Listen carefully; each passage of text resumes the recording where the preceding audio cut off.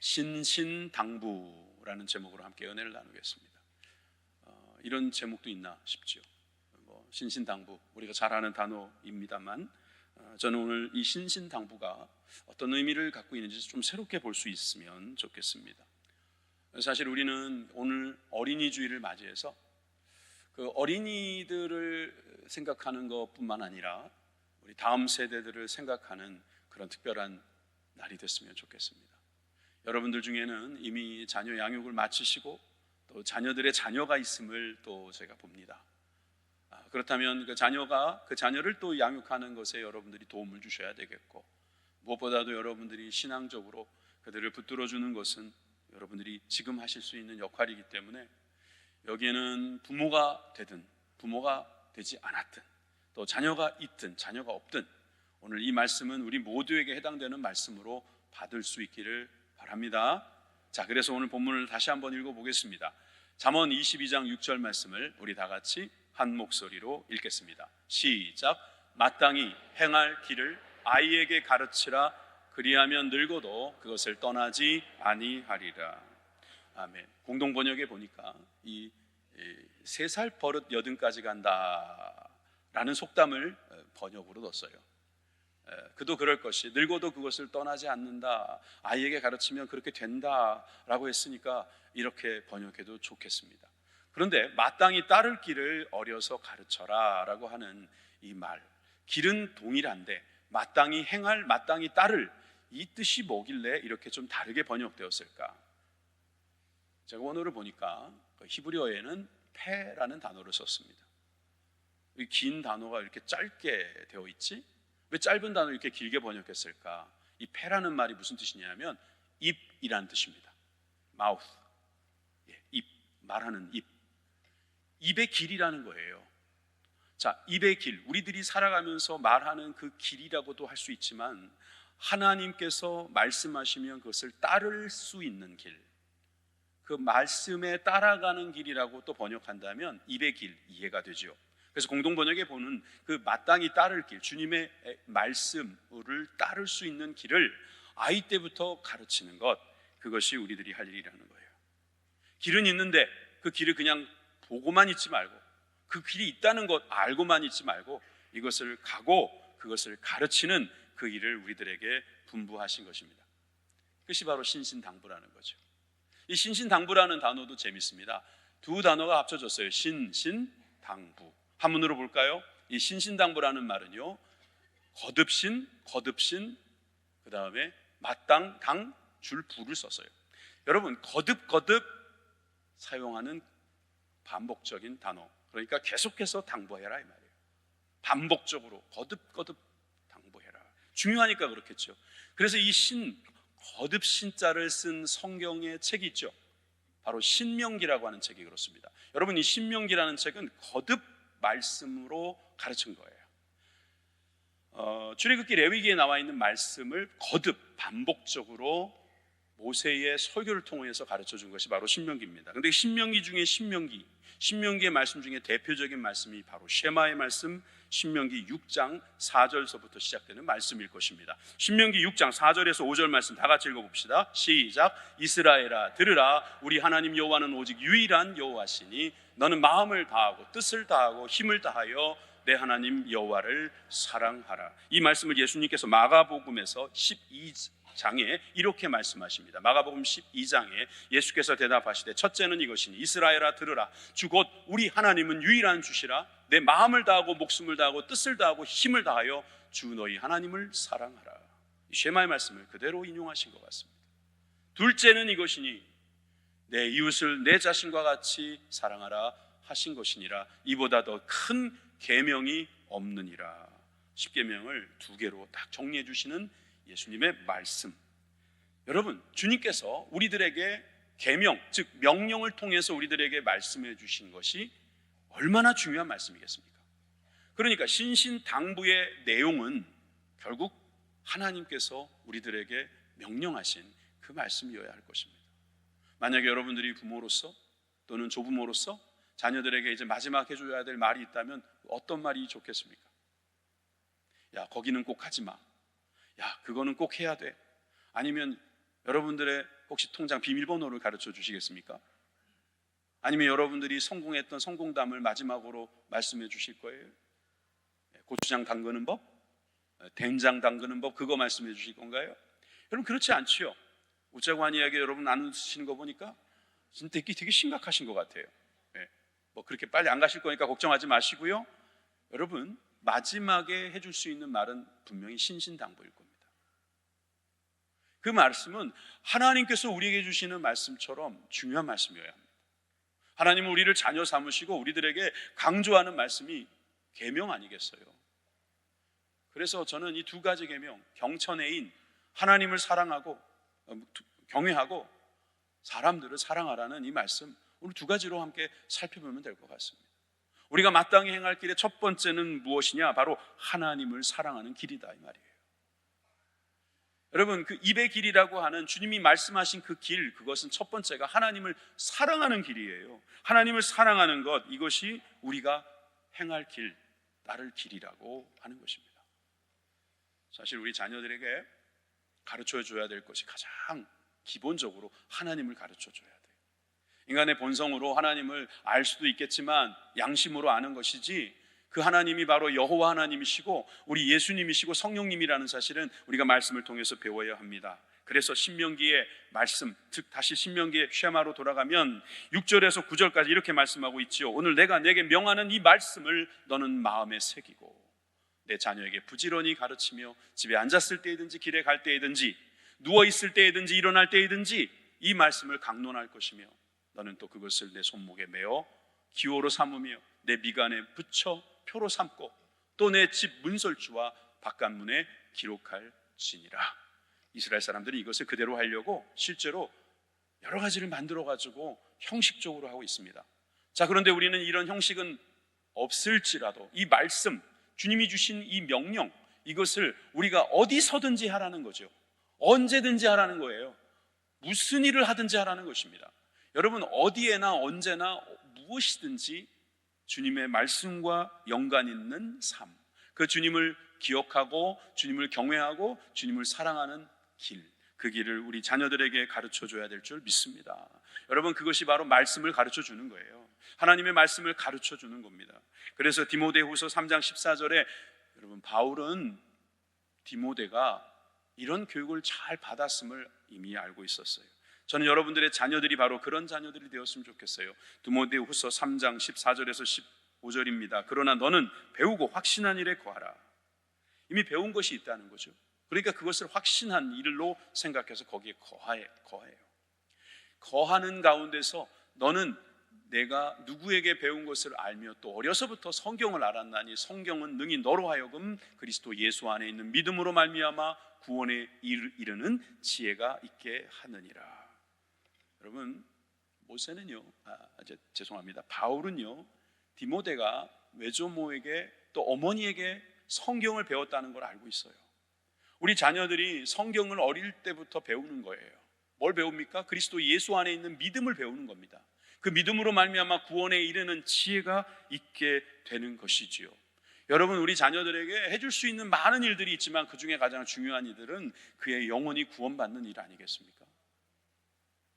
그냥 10년 좀 잘 되고 20년 잘 되고 30년 잘 되다가 이 땅에서 그냥 올라갈 때까지 올라가고 그냥 조용히 내려오면 그게 인생이지, 그건 세상 사람들이 말하는 인생이고요.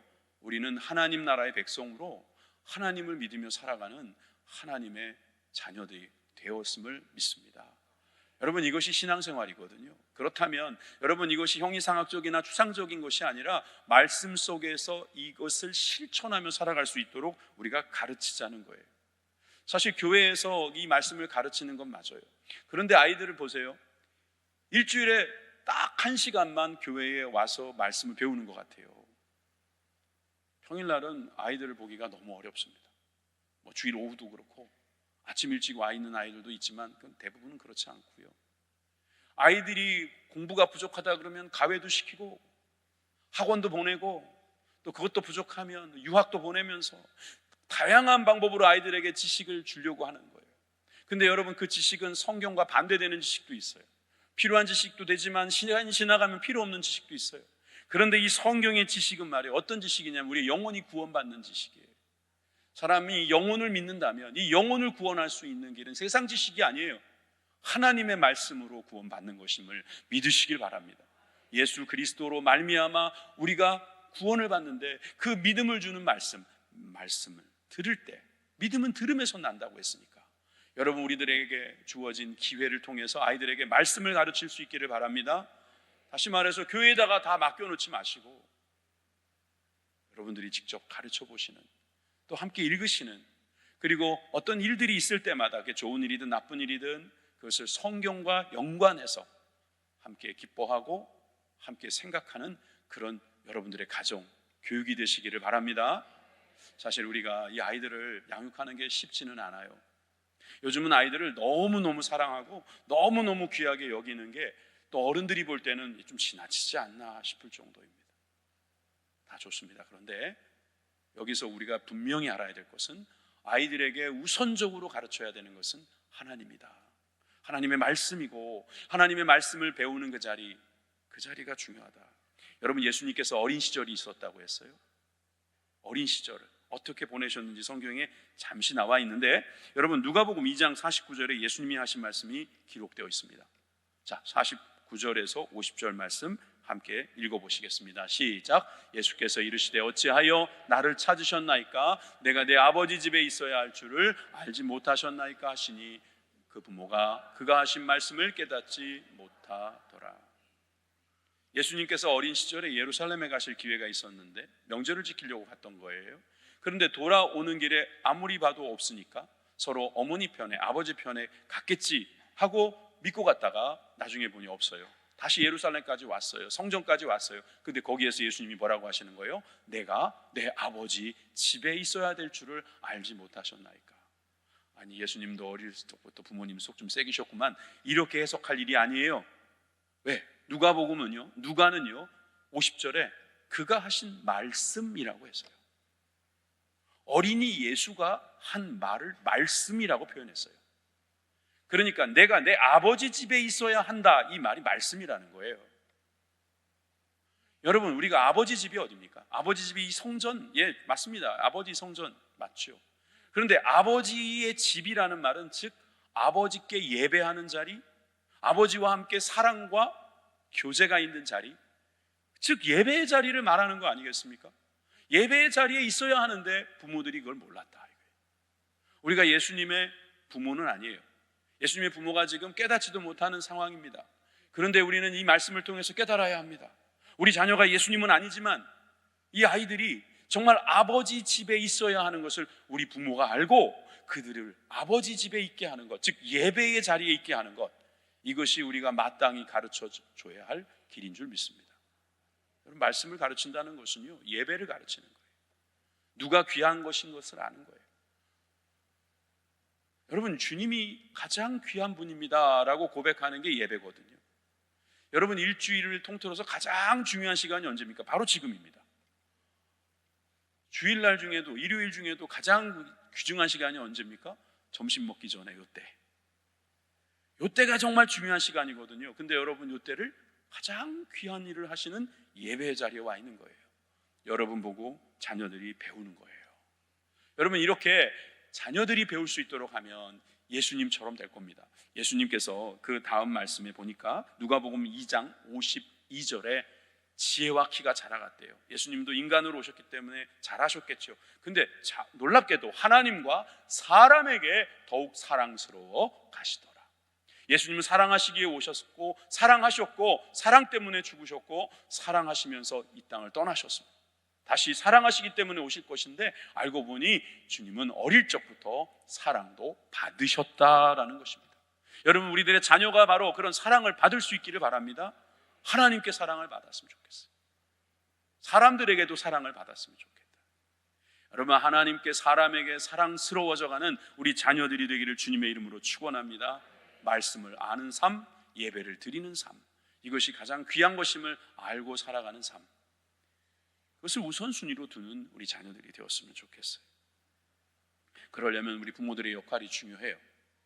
여러분, 저는 성경 인물 중에 특별히 창세기에 나오는 족장들 중에 가장 부러운 사람이 이삭입니다. 이삭은 태어날 때부터 아버지가 100세가 넘었습니다. 그러니까 너무 나이가 많으셔가지고 조금 힘드신 거 아니야, 이렇게 생각할 게 아닙니다. 얼마나 이 아들을 귀하게 여겼겠습니까? 처백에서 낳은 아들도 있었지만 주님께서는 네가 정말 이 100세에 낳는 아들이 너의 후사가 될 것이다. 그랬으니 아브라함은 그냥 그것만 믿고 갔고, 또 그게 이루어지니까 너무너무 좋았을 거예요. 그런데 어느 날 주님께서 아브라함을 부르시는 거예요. 그 의도가 창세기에 나와 있어요. 창세기 22장 1절에서 2절 말씀을 보시면, 그 일 후에 하나님이 아브라함을 시험하시려고, 여기는 테스트죠, 템테이션이 아니라 테스트 해보는 거예요. 네가 정말 어떤 마음인지 내가 알기 원한다 이거예요. 100세 얻었으니 아들이 우상처럼 하나님보다 더 귀한 자리에 있는지, 그런 것도 그 테스트의 하나였을 거예요. 그를 부르시되 아브라함아 하시니 그가 이르시되 내가 여기 있나이다. 여호와께서 이르시되 내 아들 내 사랑하는 독자 이삭을 데리고 모리아 땅으로 가서 내가 내게 일러준 한 산, 거기서 그를 번제로 드리라. 저는요, 주님께서 아브라함에게 주신 이 이삭을요 얼마나 소중하게 여기고 있는지 주님 아신다고 믿습니다. 왜? 내 아들, 내 사랑하는 독자 이삭, 이름도 웃음이라는 이삭, 좋은 이름, 그 이름까지 다 거명하면서 얘를 어떻게 하라는 거예요? 잘 키워라, 얘에게 내가 복을 많이 주겠다, 이러지 않으시고요, 나에게 번제로 드려라. 여러분, 저 모리아 땅이 나중에 성전이 지어지는 그 땅이고, 그 한 산, 그 산이 갈보리 그 언덕이었다라는 것은 후세에 알게 되는 거지만, 여러분, 지금 번제를 드리라고 하는 그 자리는 주님께서 얼마나 아브라함이 순종을 잘하는가, 그 믿음이 있는가를 보시기 위함이었습니다. 이걸 알았을까요? 아브라함은 아들을 데리고 갑니다. 그리고 그 아들을 묶어놓고 칼을 들어서 내리치려고 할 때, 아브라함아, 아브라함아, 다급하게 아브라함의 손을 멈추게 합니다. 저는 그 장면도 참 귀하지만 저는 이 장면도 또 있어요. 이 장면이 그려져요. 여러분, 이삭이요 아버지를 붙들 수 있었어요. 묻기 전부터 아버지 왜 그러시는 거예요? 사람을 제물로 드리는 건 아니잖아요. 하나님이 이걸 원하시겠어요? 아유, 아버지 그러시면 안 돼요. 아버지 노망 나신 거예요? 막 이딴 식으로 말할 수도 있었던 거예요. 학자들은 대부분 그를 청소년기로 봅니다. 그런데 우리 1세기에, 그러니까 이스라엘의 유명한 역사학자 요세푸스, 그러니까 이스라엘 역사에 대해서는 너무나 많이 알고 또 기록을 많이 남겼던 그 요세푸스는 이 이삭의 나이를 25살로 봅니다. 정확한 나이는 알 수 없지만, 여러분, 장정이 100세가 넘은 아버지 못 붙잡겠습니까? 얼마든지 그는 빠져나갈 수 있었습니다. 그런데 그는 거기서 묵묵히 아버지가 하는 일을 지켜봅니다. 심지어 자기 심장에 내려 꽂히는 칼을 그냥 바라만 볼 뿐입니다. 저는 아브라함도 귀하다고 생각하지만 이삭도 대단하다는 생각이 들어요. 나중에 이삭은요, 결국 우리가 알다시피 주님은 다른 제물을 준비하셔서 멈추게 하셨고, 또 히브리서에 보면은 아브라함은 알았다는 거예요. 내가 죽여도 하나님은 다시 이삭을 살릴 것이다. 그 정도의 믿음이면 정말 대단한 믿음 아니겠습니까? 그런데 여러분, 이 아브라함이 했던 이 행동은 이삭에게 굉장한 교육이 되었습니다. 이삭이 왜 아버지의 손을 막지 않았는가, 이것도 알고 보면 그동안 아버지가 어떻게 살았는지 보았기 때문입니다. 우리 아버지는 하나님 말씀이면 절대 복종하시고 그것은 마땅하다는 걸 알아요. 아버지만 보이는 것이 아니라 아버지 뒤에 계시는, 아버지 위에 계시는 하나님을 이삭은 보았기 때문에 그는 순종했던 거죠. 그는 그 이후로 평탄한 삶을 합니다. 사실 많은 유혹도 있었고 움직일 수 있었던 기회가 있었지만 그는 하나님의 말씀을 순종하고 붙들고 있었기 때문에 어떤 족장들보다 많은 복을 받았던 사람이 바로 이삭이다 이 말이에요. 저는 순종하는 사람에게 하나님은 이런 복을 주신다는 사실을 깨닫는 것입니다. 여러분들의 자녀들도 그런 축복이 있기를 간절히 소망합니다. 주님께서 여러분들을 사용하셔서, 여러분들을 아브라함처럼 사용하셔서 우리 자녀들의 인생이 이삭과 같은 인생이 되기를 주님의 이름으로 축복합니다. 두 번째 길은 이웃을 사랑하는 길입니다. 여러분, 우리가 이웃을 사랑하는 길은 예수님께서 가르쳐 주신 길인데, 자 보실까요? 이것은 사실 구약에도 나와 있는 말씀을 예수님께서 올바로 해석해 주신 말씀입니다. 마가복음 12장에 가보니까 31절에 둘째는 이것이니 내 이웃을 내 자신과 같이 사랑하라 하신 것이라 이보다 더 큰 계명이 없느니라. 제일 큰 계명이 뭐라고요? 내 이웃을 내 자신과 같이 사랑하라. 아니, 위에 하나님 사랑하라는 게 더 큰 계명 아닌가요? 물론 묶어서 이게 두 가지가 다 큰 계명이라고 봐도 좋고요.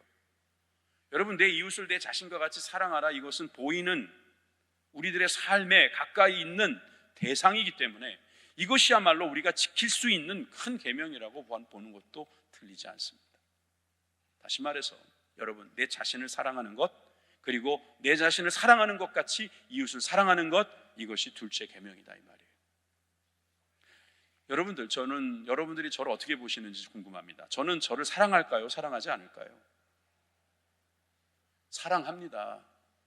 그렇게 보지 마세요. 저 사랑합니다. 보세요. 머리도 잘 빗었잖아요. 옷도 잘 입었잖아요. 넥타이도 똑바로 매려고 하잖아요. 또 살찔까 봐 운동도 하잖아요. 또 쓰러질까 봐 밥도 먹고요. 사랑합니다. 저 사랑해야죠. 사랑해야죠. 요즘 특히 젊은이들이 자신을 사랑하지 않아요. 오죽하면 BTS가 Love Yourself라는 노래를 만들었겠어요. 제가 그 내용은 정확하게 알 수 없지만 제목에 다 나오잖아요. 내 자신을 사랑해라. 아니, 왜 내 자신을 사랑하지 않지요? 못생겨서, 키가 작아서, 머리가 나빠서, 피부색이 마음에 안 들어서, 우리 가정이 별로 좋지 않아서, 아니면 내가 뭐 이렇다 할 특기가 없어서 사랑할 수 없다고요? 그러면요, 병든 거예요. 내 자신을 사랑할 수 없는 사람은요, 남도 못 사랑해요. 사랑하면 안 돼요. 그런 사람은 큰일 나요. 여러분, 병든 인생은 고침을 받기를 원합니다. 내 자신을 사랑하는 것, 이것은 본능이고 본성인데 이것이 병들었다면 고침을 받기를 바랍니다. 여러분, 우리 자녀들이 자신을 사랑할 수 있기를 바랍니다. 여러분, 그 사랑이 기본이에요. 그건 본성이고 본능이에요. 그래서 자기를 생각하는 마음이 있어야 되고 자기를 자랑스럽게 생각하는 마음이 있어야 돼요. 그것은 부모님들이 교육할 때에 심어줄 수 있는 마음입니다. 자신을 사랑하는 것. 그런데 어떤 아이들은 너무 자기만 사랑하는 사람이 있어요. Love yourself only. 자기 자신만 사랑한다. 이것도 안 된다는 거죠. 어떻게 해요? 이웃들도 사랑해라. 가장 가까운 이웃은 누구겠습니까? 가족. 사랑할 수 있어야 돼요. 가장 가까운 이웃도 사랑하지 못하는 사람이 멀리 있는 사람은 어떻게 사랑하겠습니까? 그러니 형제를 사랑하고 여러분, 가족들을 사랑하는 마음, 어릴 적부터 길러줘야 한다는 거예요. 그래서 주님께서는 우리들에게 십계명을 가르쳐 주실 때도 대인계명을 조금 더 많이 주셨잖아요. 여러분, 십계명 아시죠? 왜 그 모르는 얼굴로 그렇게 외우라면 못 외울 것 같습니다. 그러실까 봐 제가 쉽게 외우는 십계명 알려드리겠습니다. 여러분들은 1 이렇게 하시면 돼요. 알았죠? 그러면 또 2 그러면 되고요. 제가 여러분들이 먼저 불러주세요. 시작. 1절, 나 외에는 다른 신을 섬기지 말라. 잘했습니다. 이상한 우상을 만들거나 절하지 말라. 3가 하나님의 이름을 망령되이 일컫지 말라. 사업을 안식일에 하지 말라. 오만이 아버지를 공경하라. 큰 소리로요. 6, 그 다음에 육혈포로 살인하지 말라. 7보단 장한 여자를 보고 간음하지 말라. 팔로 도적질하지 말라. 구렁이 담 넘어가듯 거짓 증거하지 말라. 10원이라도 탐내지 말라. 이래도 못 내오면 어떡하지?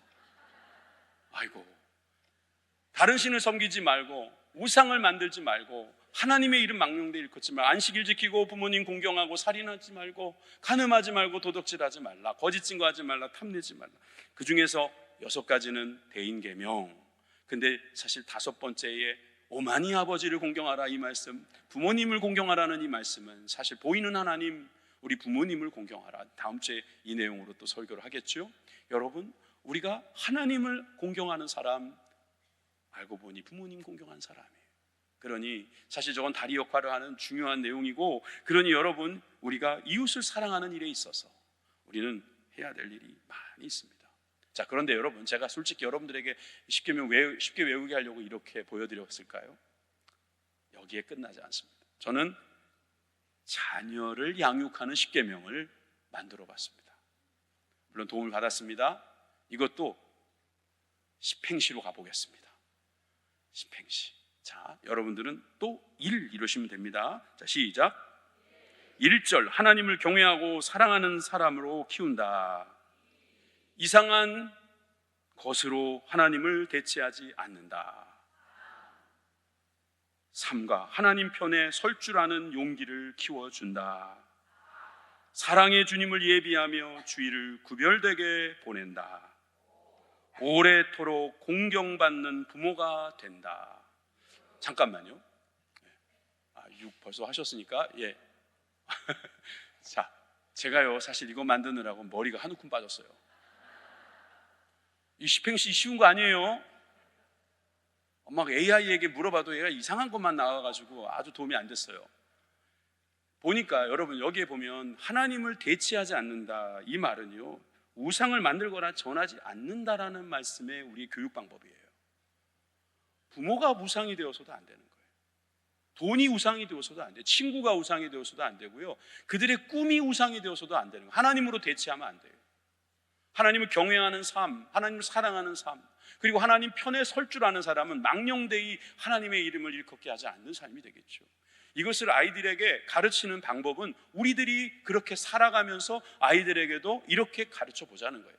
주일 예배, 안식일, 여러분 구별되어서 지키게 하는 것, 이건 우리들이 다 할 일이에요. 자, 계속해 볼까요? 6 해보세요. 육에 속한 말이나 행동을 피한다. 칠흑 같은 세상에서 건전한 성을 가르친다. 팔을 뻗어 남의 것도 귀하게 여길 줄 알게 한다. 좋죠? 여러분 보세요. 육에 보면은 육체에 속한 말이 많아요. 야, 너 얼굴이 그게 뭐냐? 야, 그 치마가 너무 짧지 않냐? 야, 너 그렇게밖에 말 못해? 그렇게 육적인 말만 하지 말고요, 야, 뭘 먹어라, 뭘 먹지 마라, 이런 말만 하지 말고요, 정말 우리는 사실 육에 속한 말이나 행동을 피한다, 이 말은요 살인하지 말라는 거의 교육 방법이에요. 요즘 살인하는 일이 있겠습니까? 그런데 우리가 말로써 사람을 죽이는 것 이상으로 어렵게 하는 일이 있으니까 우리가 양육할 때부터 육에 속한 말이나 행동은 피해야 합니다. 그리고 성을 가르칠 수 있어야 돼요. 간음하지 말라, 그런 말만 하지 말고 건전한 성이 무엇인지를 가르쳐 주는 거예요. 엄마 아빠가 왜 있습니까? 왜 엄마 아빠가 남자 여자입니까? 자녀들이 남자 여자이기 때문입니다. 그럼 아빠의 교육은 아들의 교육은 아빠가 하고 딸의 교육은 엄마가 하면 돼요. 그렇게 해서 건전한 성교육도 우리는 할 수 있어야 됩니다. 뿐만 아니라 도적질하는 것도 그래요. 남의 것을 귀하게 여길 줄 알아야죠. 자, 계속해 볼까요? 9를 외쳐주세요. 구라치지 말고 바르고 정직하게 말해라. 이렇게 말하려다가 설교 시간에 구라치지 말라고 하면 안 될 것 같아서 구슬 같은 마음으로 바르고 정직하게 말하게 하자. 그래야죠. 우리가 거짓말 안 하는 거, 그것만 중요한 게 아니고 사실은 우리가 바른 말, 정직한 말을 하자는 거예요. 자, 10원이라도 아끼면서 자기 것으로 만족할 줄 알게 한다. 좋은 말이죠? 2, 3부 때는 막 사진도 찍으시던데 찍는 분 거의 없네요. 네, 그럼 넘어갑니다. 여러분, 자녀 교육을 십계명으로 하면 돼요. 저는 요거 오은영 박사님이 쓴 그 자녀 교육 십계명을 봤어요. 제 손에 있어요.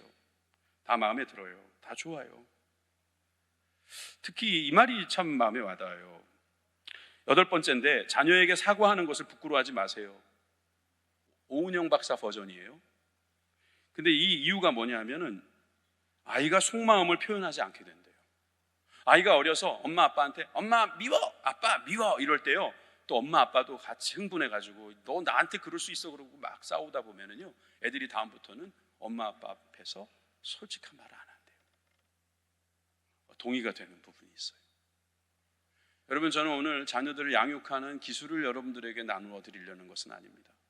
그러나 하나님이 하신 말씀을 가르치면서 하나님의 말씀의 방법을 취하지 않는 것은 옳지 않습니다. 그렇기 때문에 자녀 교육의 방법도 십계명과 일치했으면 좋겠어요. 우리 자녀를 경록케 하지 말라 그랬어요. 주의 교훈과 훈계로 양육하라고 했습니다. 그러려면 우리들에게는 지혜가 필요하고, 우리들에게는 말씀이 필요하고, 우리들에게는 행동이 필요합니다. 일본 속담에 자녀들은 부모의 등을 보고 자란다라는 말이 있대요. 맞잖아요. 아이들은 안 보는 것 같아도 우리 다 보는 거예요. 여러분, 우리가 교회에서 신앙생활하면서 간혹 가다가 들려오는 이야기, 또 당한 일들이 집에서 이야기될 때가 있어요. 부부들끼리 하는 이야기입니다. 아무개 장로가, 장로님도 아니고 아무개 장로가, 또 아무개 권사가 막 이렇게 이야기하면 아이들이 그걸 듣고 무슨 말씀하시나 듣다가 그게 험담이라는 것을 알게 되면 그 다음부터 교회는 그런가 보다라고 생각할 수 있어요.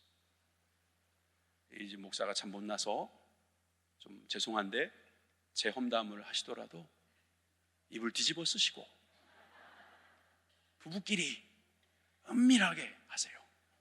제발 자녀들에게까지. 여러분, 그냥 놔두면 애들이 예수 잘 믿을 건데 여러분들 때문에 예수 못 믿게 되는 일이 없게 하십시오. 여러분, 이것이 바로 우리가 가까운 이웃들, 가까운 우리 자녀들에게 해줄 수 있는 교육이자 마땅히 행할 길 신신당부가 아니겠습니까? 저는 오늘 본문에 다시 한번 집중했으면 좋겠습니다. 마땅히 행할 길을 아이에게 가르치라. 그리하면 늙어도 그것을 떠나지 아니하리라. 이 신신당부는 사실 1절에서부터 시작되는 말입니다. 1절, 많은 재물보다 명예를 택할 것이 은이나 금보다 은총을 더욱 택할 것이니라. 여러분, 많은 사람들이 재물을 원하고 은금을 원합니다. 무엇보다? 명예나 은총보다. 사실 명예나 은총을 얻기 위해서 그 재물과 금을 얻으려고 하는데 그건 아니에요. 돈이 있다고 다 명예가 생기는 게 아니에요. 돈이 있다고 다 은혜를 누리는 게 아니에요. 마땅히 행할 길을 가르치시기를 바랍니다. 그래서 4절에 보니까 겸손과 여호와를 경외함의 보상은, 여러분, 겸손은 하나님께 겸손한 것, 사람들 사이에서도 겸손하게 사는 것, 이것이 보상이 있다는 거예요. 재물과 영광과 생명이니라. 재물이 따라오는 겁니다. 재물을 쫓아가는 게 아니라 재물이 따라오는 거예요. 재물 하는 사람들에게 재물이 있는 것이 아닙니다. 당장은 있어 보이죠. 그런데 그 재물이 사라지는 날, 아니 재물이 자기를 누르는 날이 올 것이다. 이것을 기억한다면 주님 주시는 보상, 재물과 영광과 생명을 받는 우리 자녀들이 되기를 주님의 이름으로 축원합니다. 여러분, 어린아이들처럼 겸손하면 돼요. 어린아이들에게 우리가 가르친다고 하지만 주님은 어린아이를 보고 배우라고 말씀하셨잖아요. 제자들이 예수님께 와서 누가 제일 큽니까? 이런 말씀하셨을 때 마태복음 18장 3절에서 4절 보니까 이르시되 진실로 너희에게 이르노니 너희가 돌이켜 어린아이들과 같이 되지 아니하면 결단코 천국에 들어가지 못하리라. 그러므로 누구든지 이 어린아이같이 자기를 낮추는 사람이 천국에서 큰 자니라. 여러분, 우리 아이들이 겸손하게 자기를 낮출 때 배우고 거기서 자라가는 것처럼 우리도 그렇게 배우고 그들이 자라날 수 있도록 돕는 모든 삶이 되기를 바랍니다. 사실 우리가 하나님을 사랑하는 길, 이웃을 사랑하는 길에 공통된 길도 있습니다. 사실 하나님 사랑하는 방법이나 이웃 사랑하는 방법에 있어서는 사실 마음만 가지고는 안 됩니다. 아이들에게 그것을 가르치는 말만 가르쳐서는 안 되는 거예요. 우리가 그 아이들에게 투자를 해야 돼요. 그 아이들에게 돈도 써야 되고요, 시간도 써야 되고요, 그들에게 우리의 감정도 소모해야 합니다. 맞죠? 여기 동의하지요? 그것처럼 우리는 아이들이 그것을 배울 때에도 마찬가지로 하나님을 섬기는 방법이나 이웃들을 사랑하는 방법에 있어서도 그러한 모습이 필요해요. 그래서 제가 한 가지 중요한 점을 오늘 말씀드리려고 합니다. 우리가 이걸 잘못하면 주님께서 우리를 도둑놈이라고 하실 거예요. 그래서 조심해야 하는 거예요. 말라기 3장 8절에 보니까 이스라엘 사람들이 잘못하는 것이 있다고 말씀하십니다. 사람이 어찌 하나님의 것을 도둑질하겠는가? 그러나 너희는 나의 것을 도둑질하고도 말하기를 우리가 어떻게 주의 것을 도둑질하였나이까 하는도다. 여러분, 원어에 보니까 이 도둑질이 아니고요, 강도질에 가까운 말이에요. steal이 아니고 rob, 도둑질한다는 거예요. 강도질을 한다는 거예요. 그러면 어떻게 하나님이 누구신데 감히 피조물인 우리가 하나님의 것을 강도질하겠습니까? 그렇게 질문할 수 있다는 거죠.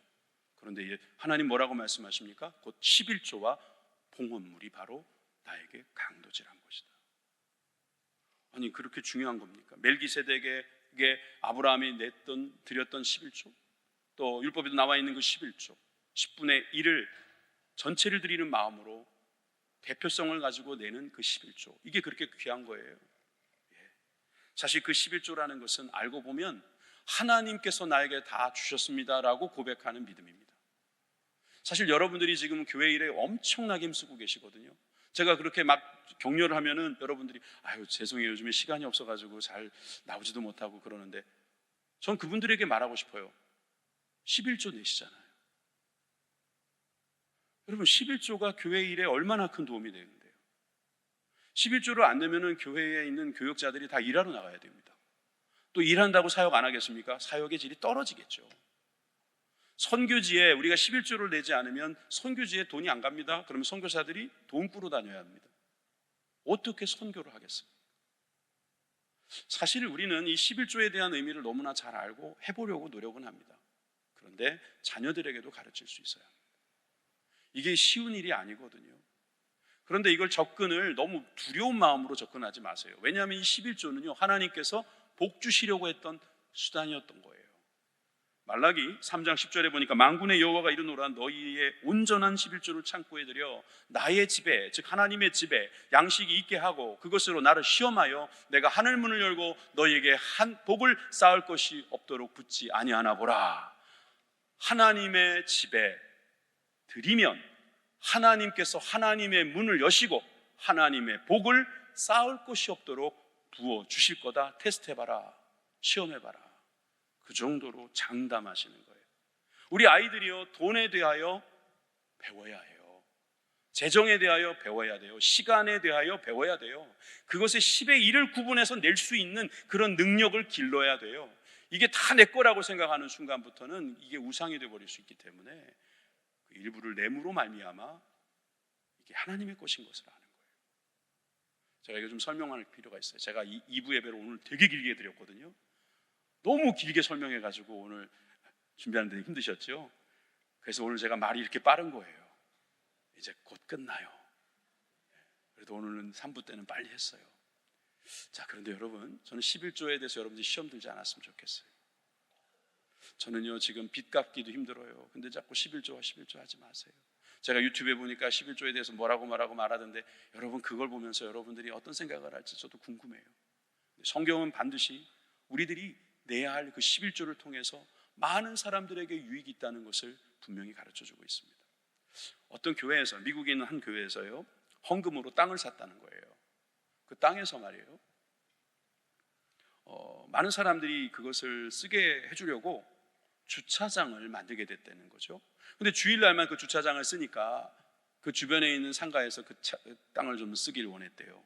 그래서 목사님이 당회에서 이야기를 해서 그 땅을 이웃들에게 베풀기로 했던 겁니다.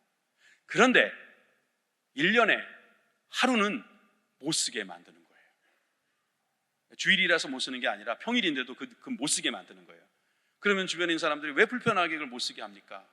그러면 이 목사님이 당당하게 그런데요, 이거 계속 쓰시면 여러분 건 줄 아실 수도 있습니다. 하루쯤은 저렇게 전화가 와서 쓰지 말라고 해야 됩니다. 하루쯤은 그 일부는 이건 주님의 것입니다 라고 말할 때 전부가 주님의 것임을 잊지 않습니다. 아이들에게 10,000원을 주면서 야, 이거 하나님이 다 주신 거야, 맞잖아요. 그렇게 가르치면서, 그러니 감사하니까 여기서 1,000원만 하나님께 드리자. 아유, 싫어요. 그러면 너 9,000원이나 하나님이 주셨잖아. 이 눈이 열리는 겁니다. 사실 10,000원으로도 부족해요. 걔네들이 먹고 싶은 거 사 먹으려면. 그런데도 그것을 가르쳐주면요, 9,000원 가지고 살아가는 법을 배워요. 그게 능력이 되는 거예요. 그게 지혜가 되는 거고요. 제가 살아보니까, 죄송합니다, 저는 11조를 정말 부모님께 배웠어요. 부모님이 우리 잔을 다 모아놓고 봉투에다가 이걸, 우리가 이번 한 달 동안, 저 어렸을 적에 일 많이 했거든요, 부모님 도와서. 공장에 들어가서 일 많이 했어요. 그러니까 아버지도 이거 모아놓고, 야, 우리가 번 돈이야. 근데 딱 10분의 1을 딱 구분하세요. 그리고 이건 하나님께 드릴 거야. 기도하자. 저는 그게 아직도 지워지지 않아요. 제가 이렇게 복을 받은 것을 사람들이 물어본다면 저는 11조를 잘 내서 그렇다고 말하고 싶어요. 괜찮아요. 저는 하나님의 영광을 위해서 말하겠습니다. 제가 아내가 은행에서 그만두고 정년퇴직이 아니라 명예퇴직을 하는데 꽤 많은 돈이 들어왔어요. 여러분, 그냥 한 100만 원에 11조 10만 원 내는 거하고요, 1억이 넘는 거에 11조 내는 거, 이거 만만치 않아요. 11조 냈어요. 얼마나 복을 주시는지요. 제가 개척 잠깐 나갔잖아요. 그때 많은 분들이 후원해 주셨어요. 교회에다 냈으니 교회에서 무슨 11조를 냅니까? 그런데 우리 교회에다 11조를 제가 거기에서 들어온 돈을 11조를 냈어요. 얼마나 우리 마음이 평안하고 기쁜지요. 여러분, 11조는요 정말 우리들에게 훈련하는 좋은 수단이에요. 여러분, 좀 막타오라는 거 아세요? 제가 그 해병대 가서 훈련 받을 때 이걸 많이 탔거든요. 11m, 사람이 가장 공포를 느끼는 저 막타워, 이 목헙이라고 하는 말처럼 저거는 그냥 모의 수단일 뿐입니다. 그냥 가짜예요. 그런데 저기서 뛰어내리다 보면은, 막 뛰어내려 봐요. 막 뛰어내리면요 어떤 일이 벌어지냐면은 간이 부어버립니다. 그래서요 1000m 올라가도 뛰어내려요. 그 두려움이 있거든요. 10분의 1이 되게 두려워요. 그런데 그걸 내잖아요. 그 다음엔 구로 살아가는 능력, 그리고 돈이 없어도 에이 뭐 구로도 살았는데, 이런 능력이 생기는 거예요. 자꾸 돈에 두려워하니까 안 되는 거예요. 잠언 3장 9절에 6절에 보니까 너는 범사의 그를 인정하라. 그리하면 내 길을 지도하시리라. 지도하시니까 어떤 결과가 나옵니까? 재물과 소산이 생겨요. 처음 익은 열매로 여호와를 공경하라. 그리하면 내 창고가 가득히 차고 내 포도즙 틀에 내 포도즙이 넘치리라. 주님께 드렸는데 내 창고에 더 많이 쌓인다, 이 말이에요. 오늘 제목이 뭐예요? 신신당부예요. 저는 이 신신당부를 사실은 이런 뜻으로 세운 거예요. 거듭 신자가 아니고 믿을 신, 하나님 신, 마땅 당, 줄 부, 하나님을 믿으라는 당부, 이 신신당부를 좀 하자고요. 이 신신당부를 아이들에게 신신당부할 수 있는 우리 모든 교회가 되기를 주님의 이름으로 축원합니다. 여러분, 주님께서 돌아가시면서도, 예수님께서 돌아가시면서도 누가복음 23장에 그들을 향하여 이르시되 예루살렘의 딸들아 나를 위하여 울지 말고 너희와 너희 자녀를 위하여 울라. 우리 자녀를 위해서 기도하면서 신신당부하시는 저와 여러분들 되길 주님의 이름으로 축원합니다. 기도하겠습니다.